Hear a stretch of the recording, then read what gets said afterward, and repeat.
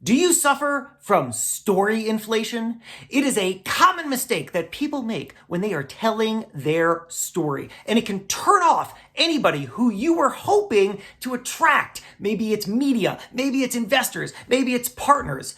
Let me show you what story inflation looks like. This is a pitch that I received in my inbox. I am the editor-in-chief of Entrepreneur Magazine. I get lots of pitches every day, and a lot of them look like this. The subject says, a father-son duo disrupting the entrepreneurial game. That sounds impressive, right? Okay, let's read on. With a $95.7 billion industry, this single-parent father and son duo is quickly approaching unicorn status with off-the-chart growth from $750,000 in sales when they first launched in 2018 to $20 million in 2020. And sales are projected to more than double to 40 to 50 million by the end of 2021. Look, that's great. Congratulations to those people. I'm excited for their success. They are on the rise. No question about it. But why didn't they just say that? Instead, they told me they're disrupting the entrepreneurial game. You are literally disrupting all of entrepreneurship with your successful company. No, you're not. You're doing good. You're doing good entrepreneurship, but you're not disrupting the game. And then also it says unicorn status.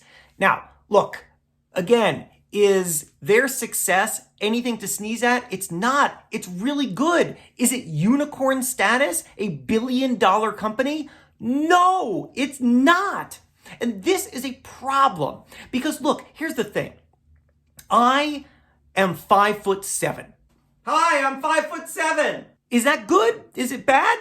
Whatever, it doesn't matter. Unless I tell you before you meet me that I am a giant among men. And in fact, if you stand next to me, you will cower under my amazing strength and tallness. And then when you come and stand next to me, you will think, well, that guy's kind of short. You wouldn't have thought that before, but now you're thinking it because I had inflated my height. I had done a form of story inflation. The thing is, you do not need to overinflate your story. People will see right through it. And in fact, now they will see you as smaller compared to the story that you just told about yourself. Instead, what you need to do is look inside yourself and say, what is the thing that makes me truly unique, that is true, that I can stand behind, that people will see and be able to hold up and say, this is something special. It is you. You already have it. Don't tell somebody else's story. Don't tell a story that isn't exactly yours. Don't tell something that you may not ever live up to. You already have a great story. You already are a great story. Tell your story, not some inflated version of it.